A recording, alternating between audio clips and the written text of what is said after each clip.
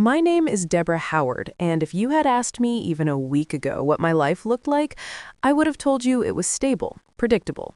Not perfect, but familiar in all the ways that make you believe the ground beneath your feet won't suddenly split open. I lived with my boyfriend, John Henderson, for 6 years. 9 years together total. No engagement, not yet, because John always said he wasn't ready, and I convinced myself that patience was the same thing as love.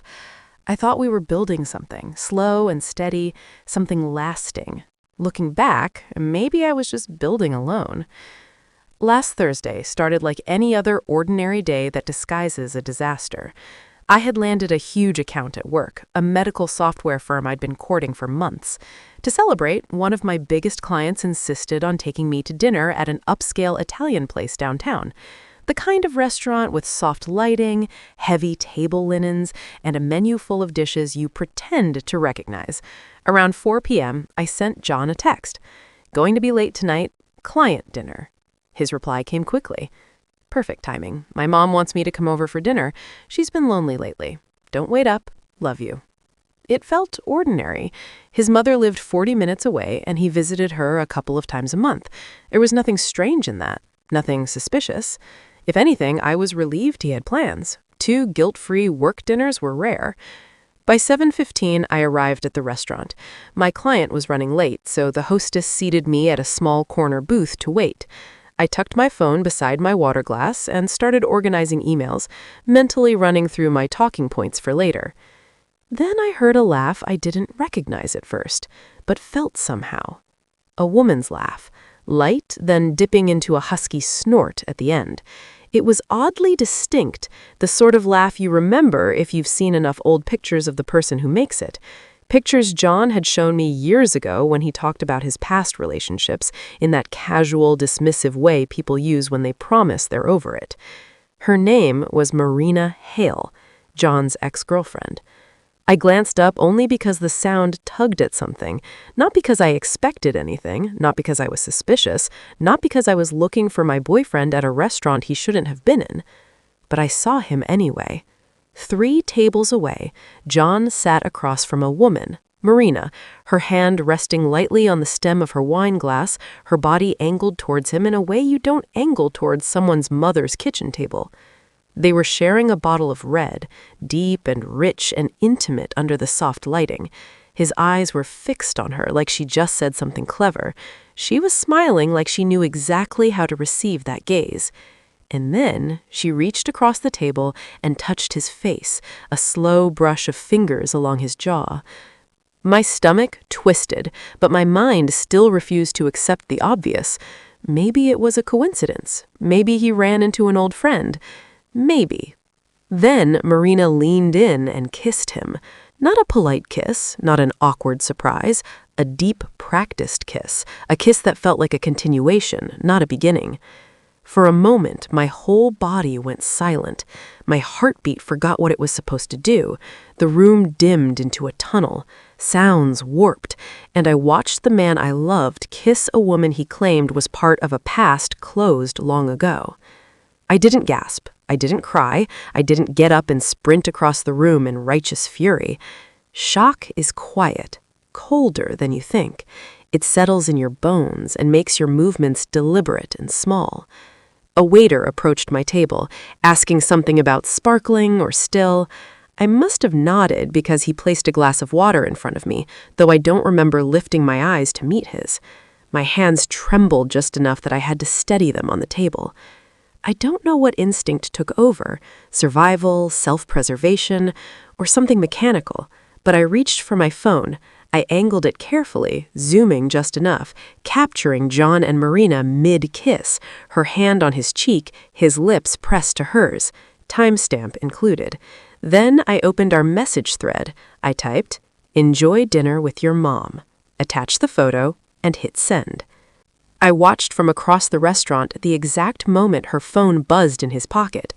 John pulled away from Marina, smiling lazily at first, pulling out his phone, no doubt expecting a harmless check-in or a good-night text.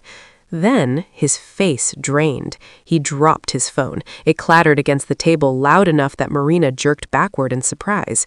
He looked up, eyes scanning the room with frantic, jerky movements, searching for me, searching for a way to undo something that had already been cemented in digital proof. Our eyes met across the room. It wasn't anger I saw in his expression. It wasn't guilt either. It was panic. The panic of someone who never expected accountability to arrive so cleanly, so suddenly, so undeniably. I didn't give him the satisfaction of a reaction. I stood, slipped a 20 under the untouched water glass, and walked out. No scene, no dramatic confrontation, nothing he could twist later. Outside, the cool night air hit me like a slap, but even then my body felt disconnected, like I was watching myself from a distance. I walked to my car, sat inside, locked the doors. Then I drove not home, never home, not yet. I drove around the city for almost 2 hours, headlights slicing through the dark, my phone vibrating nonstop beside me, calls, texts, voicemails, all John. I didn't open any of them. Around 10 p.m., I pulled into a hotel parking lot and booked a room. The bed was stiff, the pillows flat, and I slept maybe 2 hours total, staring at the ceiling, waiting for reality to settle into something I could understand. It never did. The next morning, I powered my phone back on. 38 missed calls, nearly 50 messages. The highlights: "It's not what it looks like," "Deborah, please come home, we need to talk," "You're overreacting," "She's just a friend," "I can explain everything," "Where are you?" "I'm worried sick," "This is happening because you're always working, we never spend time together." That last message cut through the fog in my mind like a blade. Less than 12 hours after being caught kissing another woman, John had already shifted from remorse to blame. A rapid, practiced familiar in a way I suddenly realized I had ignored too many times. I didn't respond to any of it. Instead, I opened my contact list and called the one person who had always warned me to watch for red flags, my older sister, Natalie. Her voice broke before I could finish explaining. "Come home," she said. "You're not staying alone tonight." I didn't realize until that moment that I'd been holding my breath for hours. I gathered my bag, checked out of the hotel, and headed directly to her house without once looking back toward the life I had begun leaving behind the night before. Natalie didn't ask a single question when she opened the door. She just pulled me into her arms and held me tightly in that fierce, grounding way only an older sister can. For the first time in hours, maybe days, I felt something settle inside me. When she released me, her eyes flicked over my face, taking in everything I was trying not to feel. "You're staying here," she said simply. "No arguments." Her house felt warm, steady, lived in, the kind of place you go when you need to borrow some stability because you've run out of your own.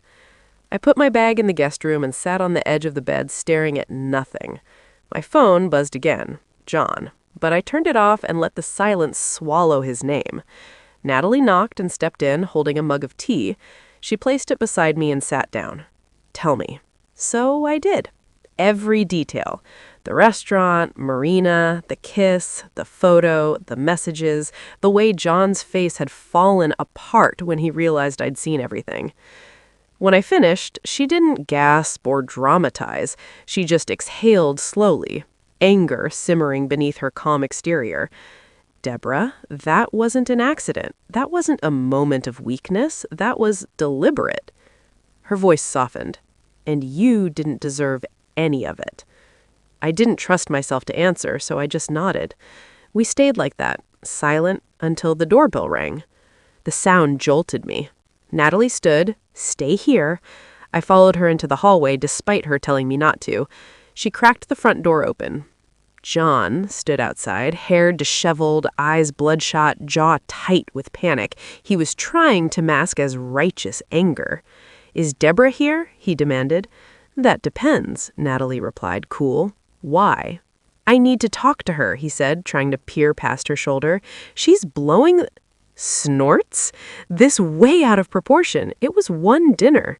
Natalie didn't flinch. "You kissed another woman. You lied about seeing your mother. You lied to her face. That's not one dinner. You're manipulating her," he snapped. "You never liked me." Correct, Natalie said dryly. Now leave. He tried to push the door open. Natalie braced her arm against it, unmoved. Deborah, he shouted over her shoulder, please just listen to me. I backed away instinctively. Natalie's voice rose, firm but controlled. She does not want to see you. Leave before I call someone who will make you. John's eyes darted between us, desperation leaking through the cracks of his fading confidence. He shook his head, muttered something under his breath, then turned sharply and stomped down the porch steps. Natalie shut the door and leaned against it for a moment. That's the beginning of it, she said quietly. He's going to try to rewrite the story. Don't let him. The next morning confirmed exactly that. John's mother left 6 voicemails before noon. I listened to the last one only because I wanted to understand exactly what John had fed her. Deborah, this is childish. John told me everything. He made a mistake. A woman keeps her family together. She doesn't run away because her partner makes one emotional error. You need to grow up. Stop embarrassing yourself. I stared at the phone in disbelief. Something inside me clenched, then hardened. Natalie walked into the room just in time to hear the final line. Give me that, she said, grabbing the phone gently but firmly. She turned it off again. You don't need that poison right now. I didn't argue. By Monday morning, I felt like I was floating through a fog. The world was moving, but I wasn't part of it. Still, I forced myself to take the next step. I walked into the office of a family law attorney, a woman named Amara Levin, who radiated calm confidence in a way I desperately needed. I handed her everything. The photo, the texts, the timeline, and documents from my home office that I had quietly gathered when John wasn't home. Amara reviewed the evidence with a professional blankness that gave me strange comfort. This is serious, Deborah, she finally said. The photo gives you leverage, but the financial ties between you two complicate things. My stomach tightened as she explained. Even though the house was mine, purchased before John moved in, the kitchen renovation 2 years ago, funded from our joint account, gave him potential claim to the increased property value. And then there were the shared savings, the joint contributions, the credit cards, all threads that tied me financially to a man who had been preparing an escape route while pretending we were building a future. We need to protect yourself immediately, Amara said. People who cheat don't just lie romantically. They lie financially. They lie strategically. Her words hit something deep in my chest, a truth I didn't want to accept but couldn't deny. When I got back to Natalie's house, I opened my laptop and began trying to learn more about Marina. Not out of jealousy, but out of necessity. Everything about her online presence looked polished. Group photos, corporate events, friends' birthdays. John appeared in the background of more of those photos than I was comfortable with. But the biggest blow came when I discovered her wedding photography album. Marina wasn't single. She wasn't newly divorced or unhappily married. She had a husband, 2 children, a smiling, unsuspecting family. I covered my mouth, realizing I wasn't the only one living in a collapsing universe. John hadn't just betrayed me, he had willingly become part of someone else's betrayal too. I sat with that for a long time before finally opening a new email account. It didn't feel vengeful, it felt inevitable. I attached the photo. No explanation, no story, no emotional plea, just 4 words. Check Thursday nights. I clicked send. I closed the laptop. Natalie didn't ask what I'd done, but she looked at me for a long moment. Eyes soft, proud, and sad all at once. I wasn't proud of myself, but I wasn't ashamed either. That night, lying in her guest bed, staring at the ceiling, I realized something quietly terrifying. This wasn't the end of anything. This was just the beginning. The fallout began faster than I expected. 2 days after I sent the anonymous email to Marina's husband, I woke up to Natalie standing over me, holding her phone like it was radioactive. "You need to see this," she said. I sat up slowly, bracing myself. She turned the screen toward me. A mutual acquaintance had posted something vague on social media. One of those dramatic paragraphs people write when they're trying not to spill gossip, but absolutely are. Some men will destroy their whole families because they think no one is watching. Just remember, everything done in darkness comes to light. My heart thudded. Before I could ask more, Natalie's phone vibrated again. Oh, God. Deborah, this is about John. 15 minutes later, I had the full story. Marina's husband confronted her. She denied everything at first. Then he found more incriminating texts on her phone, screenshots included in a group chat I didn't have access to, thank God. Some messages were from John, others were from Marina. They weren't just having an affair. They had been planning things, real destructive things. She had told him John promised to leave me. John told her he was finally ready to build a life with her. And the more details I heard, the colder my hands felt. 8 months. 8 months of lies pressed into my daily life like invisible thumbprints. 8 months of Thursday nights, unexplained gym sessions, team dinners, and phone calls he stepped outside to take. Marina's husband filed for divorce within 48 hours. John, from what I heard next, was livid, furious, not at himself, but at her for letting it all collapse, for not hiding things better, for not deleting things, for getting caught. I sat at Natalie's dining table, gripping a mug of tea I couldn't bring myself to drink, listening to the second-hand avalanche. Every new detail felt like a shove, but I didn't fall. Maybe because I'd already hit the ground days ago. Maybe because part of me always knew something wasn't right long before the restaurant. Natalie touched my hand gently. "You're doing better than anyone could expect," she said. I didn't feel like I was doing well. I felt like I was balancing on the edge of something sharp. Later that afternoon, I finally heard from my attorney. Amara spoke in that steady, practiced tone she used when something important was coming. "We subpoenaed John's phone records," she said. "There's a lot." I closed my eyes. "How bad?" "You deserve the truth. The messages between him and Marina aren't just romantic. They include discussions of finances, statements about intending to leave you once he positioned himself to claim certain assets." The room blurred for a moment. "He planned for this?" My voice cracked. "Deborah," Amara said softly, "he didn't cheat impulsively. He cheated while building a strategy." I pressed a hand to my forehead. It felt like my brain was full of broken glass. Amara continued gently. "There are texts where Marina encourages him to push harder to convince you to contribute more to shared accounts. And one message where she says, and I'm reading this verbatim, 'Once she moves her savings into the joint account, you'll be set.'" My breath caught. She said that? Yes, more than once. And John replied with agreement. I didn't cry. I didn't scream. I just felt myself detach slightly, the way you do when your body decides it's had enough and shifts into a quieter gear of survival. Amara paused. "This will help your case significantly." A small, bitter laugh escaped me. "It's strange hearing the worst part of my life described as helpful." "I know," she said, "but it is."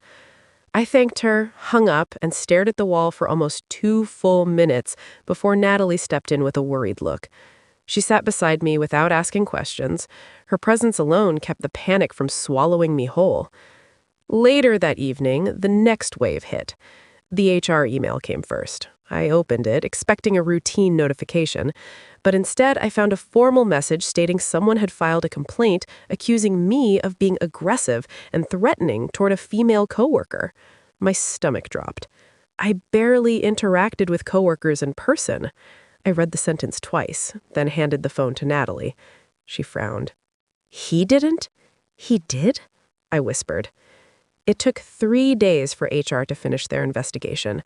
3 days of knowing John was trying to paint me as unstable, dangerous, unprofessional. 3 days of having to sit through virtual interviews where I calmly explained I had no idea who would accuse me of something so bizarre. When HR concluded there was no evidence to support the claim, I felt relief, but only briefly. Because that same evening, a police officer knocked on Natalie's door. Natalie opened it immediately alert. The officer asked if I was Deborah. My heart kicked into a sprint. He explained politely that a complaint had been made. John claimed I had been stalking him, harassing him, showing up at his work, following him. I felt something inside me crack, slow and painful. "I've been here," I said, my voice small but steady. "I haven't stepped foot near his job. I haven't even spoken to him." Natalie bristled. "Officer, you can see her phone. She has him blocked." I offered the device.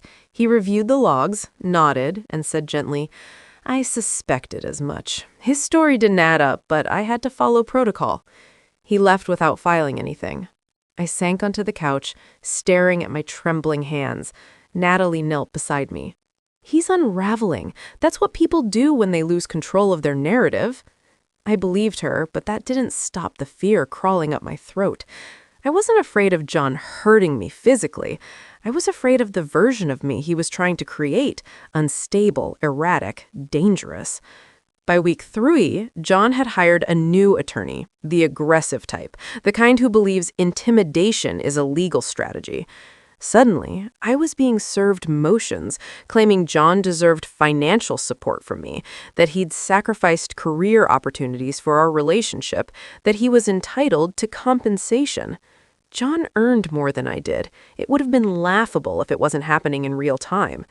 His family joined in next. His mother called my mother. His sister messaged Natalie. His aunt, whom I'd met twice, wrote a paragraph-long text insisting that I forgive John and restore stability. My mother called me afterward, furious on my behalf.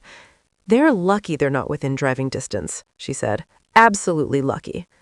But the only call that mattered came from John's father, a quiet man I once respected deeply. "Deborah," he said softly, "I don't want to take sides. I want to understand. John told us you misunderstood everything." I told him the truth.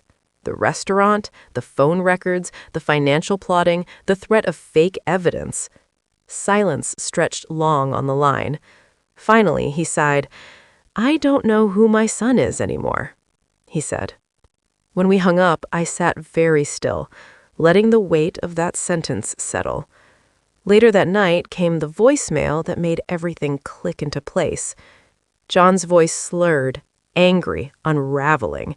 "You think you won, Deborah. You think you're smart. You have no idea what I know. You're going to regret this. I have things, evidence, things you did. Think carefully." I listened twice. There was nothing he could have, but that message told me one thing clearly. He was desperate, and desperate people stopped thinking about consequences. That was the moment I realized defense wouldn't be enough. I needed to protect myself, and I needed to be prepared for whatever came next. The courthouse smelled like cold air and old paper, sterile, quiet, a place where lives were dismantled in orderly lines and stamped signatures. As Natalie and I walked inside for the first hearing, I felt as if I were stepping into someone else's story, someone braver, someone steadier. I kept waiting for the shaking in my hands to stop, but it never did. Amara met me in the hallway, calm as always. Today is mostly procedural, but John's new attorney may try theatrics. Don't respond, let me handle everything. The doors opened, and suddenly, John was right there. He looked awful in a way I had never seen. Deep circles under his eyes, hair unwashed, a tightness in his jaw that suggested sleepless nights and panic. But the moment his gaze found me, something else flickered across his face. Not remorse, resentment. He hated that I was standing tall. He hated that Natalie was beside me. He hated that I wasn't falling apart the way he expected. His attorney, a broad-shouldered man with a showman's confidence, whispered something to him and smirked in my direction. We took our seats. The judge entered, brisk and expressionless. John's side went first. His attorney stood and began a dramatic speech about emotional neglect, relationship breakdown, and a partner pushed to the edge after years of being dismissed. He had taken lines from old text arguments, simple everyday disagreements, and twisted them into some theatrical narrative about me being cold, uncommunicative, emotionally withholding. He waved printed screenshots like they were damning evidence. "Your Honor," he said with authority, "here is repeated proof that Ms. Howard refused to engage in conflict resolution. My client often reached out, seeking communication, comfort, even clarity. Instead, he received rejection." The judge examined a page. One message from John read, "I'm exhausted. Can we talk later?" Another, "I'm in a meeting, not now." The judge lowered her glasses, unimpressed. "This is normal communication between adults," she said flatly. "There's no abuse here. Continue." John's attorney faltered for a moment, then blustered on. "Furthermore, Ms. Howard has—" But he never got to finish. Amara stood. "Your Honor, we have evidence far more relevant." She handed the court clerk a thick envelope. "May I?" the judge asked. Amara nodded. "These are text messages between Mr. Henderson and Ms. Marina Hale spanning nearly 8 months. They include discussions of infidelity, intent to deceive, and deliberate financial planning aimed at disadvantaging my client." The judge opened the file and began reading silently. The courtroom was still, so still I could hear the clock ticking somewhere behind us. Then the judge's eyebrows lifted. She flipped another page, then another. She exhaled sharply. One message from John read, "She's clueless. Once everything's in the joint account, we'll be solid." Another from Marina, "She won't see it coming. Just keep pushing about the renovation." And another from John, one I hadn't seen before, "I'm done pretending. After the money is sorted, I'm leaving." The judge set the papers down. "Mr. Henderson," she said slowly, "these messages are extremely concerning." John shifted in his seat. His attorney tried to speak, but she raised a hand to silence him. "This is not merely an affair," the judge continued. "This is evidence of premeditated financial exploitation." The exploitation word echoed in my mind like a blow. John looked at me, eyes wide with something like betrayal, as if I had wronged him by letting the truth surface. His attorney sputtered, "Your Honor, these texts are taken. They are taken directly from a subpoena of his device." The judge cut in sharply. They are admissible and credible. Moving on. The rest of the hearing was procedural, but John's entire strategy collapsed in one afternoon. The judge denied his temporary support request, stating plainly that there was no foundation for financial dependency. I felt the air return to my lungs for the first time in weeks. As we exited the courtroom, John rushed after me. "Deborah, wait!" Natalie stepped between us, but I raised a hand. "It's fine." John looked at me like a man drowning who had just realized the water wasn't going to hold him up. "I never meant for things to go this far," he said. "You made it worse by dragging everything into court." I stared at him. "You created everything that led to this." His jaw flexed. "I was confused. I didn't know what I wanted. Marina fed me things. She pressured me, but I didn't mean to." "Destroy me?" I asked quietly. "Plan behind my back for months? Cheat? Lie? Manufacture evidence? File false reports? Which part didn't you mean?" He looked away. I waited, hoping foolishly that I might see a glimpse of accountability, even a sliver of humanity. But when he finally met my eyes again, all I saw was self-preservation. "You're really going to let them paint me as some kind of monster?" "They didn't paint anything," I said. "You wrote your own story." His lips tightened. "One day, you'll realize you overreacted." Natalie stepped forward at that, voice cold as steel.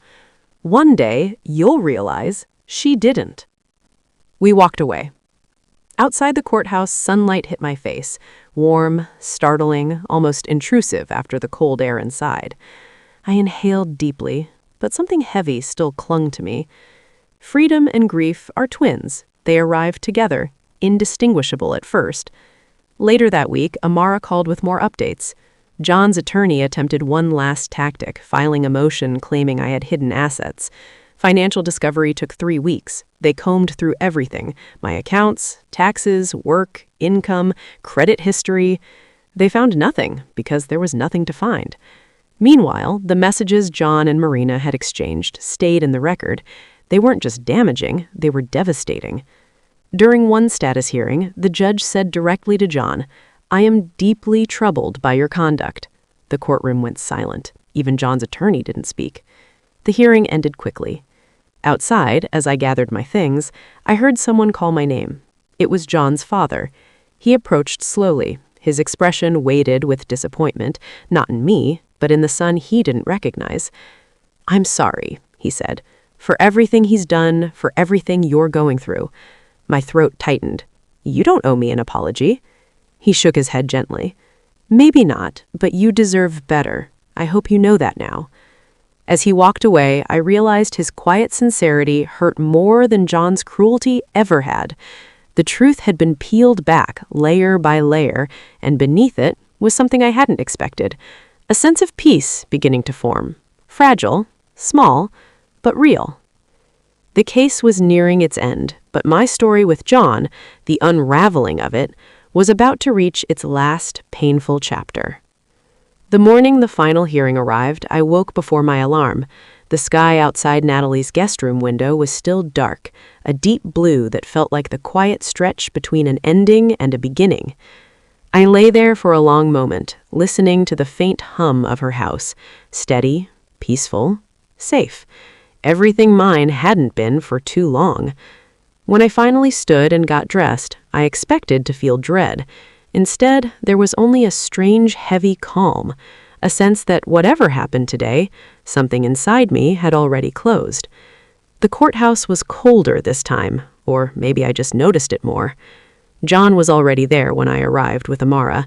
He didn't look at me at first. He kept staring at the floor, shoulders slumped, face gaunt. Whatever illusion of control he'd been clinging to had crumbled weeks ago. When the judge entered, everyone stood. Then we began. John's attorney started with a last-ditch attempt to twist reality. He presented screenshots of arguments again, insisting they proved emotional abuse. He claimed I had denied John affection, support, communication. The judge didn't hide her irritation. "These are ordinary disagreements," she said sharply. "They are not abusive. Move on." John's attorney then shifted to claiming I had hidden assets. Amara countered immediately, reminding the court that full financial discovery had already been conducted and nothing questionable was found. The judge nodded. "I see no evidence of financial concealment. Continue." Finally, Amara stood. She handed the judge a small binder. "This contains the full text messages between Mr. Henderson and Miss Marina Hale, showing intent to deceive, manipulate, and financially exploit Miss Howard." The judge opened the binder, flipping through page after page. The silence in the room grew dense. John stared at the table, jaw clenched. His attorney sat stiffly, hands folded, knowing what was coming. After several minutes, the judge looked up. "Mr. Henderson, your conduct throughout this relationship and legal process has been deeply concerning. These messages demonstrate clear intent to deceive and financially harm Miss Howard. The court does not take that lightly." John swallowed hard. His throat bobbed once, twice. The judge continued. "Given the evidence, the court awards the home solely to Miss Howard.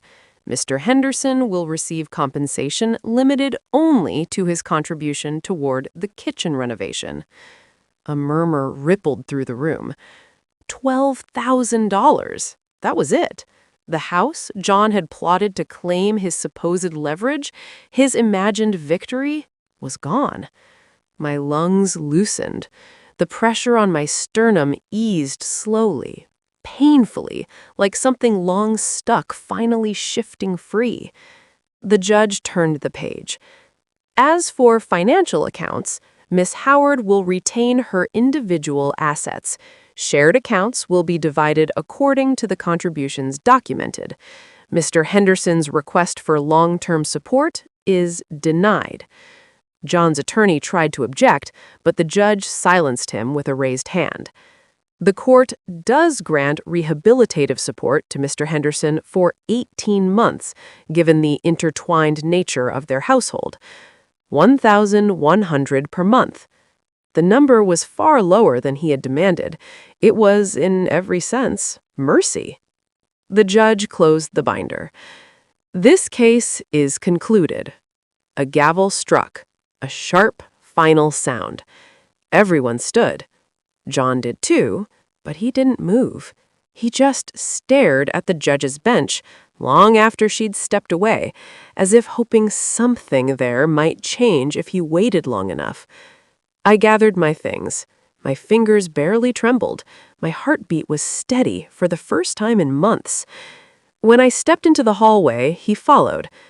"Deborah," he said, voice hoarse. I stopped. Natalie wasn't with me this time. Omar had already stepped into another conference room. It was just the two of us in the long corridor lined with marble and silence. He took a step closer. Was all of this worth it? Tearing everything apart? I studied him, really studied him, for the first time since the restaurant. His eyes were exhausted, his posture defeated, not humbled, just angry at losing. I answered quietly, "You tore it apart. I just stopped trying to tape it back together." He flinched, but only for a second. "You didn't have to drag it through court," he said. "We could have handled it privately. You made me look like a monster." "You made yourself look like that," I replied. "All I did was bring the truth into a room where it couldn't hide." He stepped closer, still lowering his voice. "I was confused. Marina told me things. She said you'd never fight for me." A sad smile tugged at my lips. "She was wrong. I fought for us for years. You just didn't notice until I stopped." He exhaled shakily. "She left me, you know. As soon as her husband filed, she said she couldn't handle the chaos." His voice cracked. "I lost everything." I didn't respond. He looked at me, searching for pity, forgiveness, softness, anything familiar to cling to. I didn't offer any. "I hope you're happy," he whispered, bitterness souring every word. "You ruined my life." I held his gaze, calm, steady, almost gentle. "You ruined your own life," I said quietly. "I just refuse to let you ruin mine too." His face froze, like the words hit somewhere he wasn't prepared to feel. Then I turned and walked away. Outside the courthouse, the air was warm, brighter than it had been all week. I stood on the steps for a moment, letting sunlight fill the places that had been cold for too long. That afternoon, I returned to my house for the first time in months. I unlocked the door, stepped inside, and felt an ache I wasn't expecting. The rooms looked the same, but didn't feel the same. The walls still remembered him. The shadow still carried pieces of the life I thought we had. So I began changing it. I repainted the bedroom soft sage instead of the icy gray he'd chosen. I moved the furniture. I opened windows that had stayed shut for too long. Every change, every brushstroke, every adjustment was a quiet reclaiming of myself. Days passed, then weeks. Sometimes healing showed up in small ways. A peaceful morning coffee, the first night I slept through, the moment I realized I no longer checked my phone expecting a message from him. One evening, a new number texted me. "I hope you're happy, you ruined my life." I stared at it for a moment, then I blocked the number without replying. Peace isn't dramatic. It doesn't crash into your life. It arrives softly, step by step, when you stop opening the door to people who thrive in chaos. A month later, I found the photo on my phone, the one from the restaurant. For a long minute, I just looked at it. Not with pain, not with anger, with clarity. That single moment hadn't ruined my life. It had saved me from living a lie for 10 more years. I finally deleted it, and for the first time in a very long time, the silence around me felt like freedom, not loss.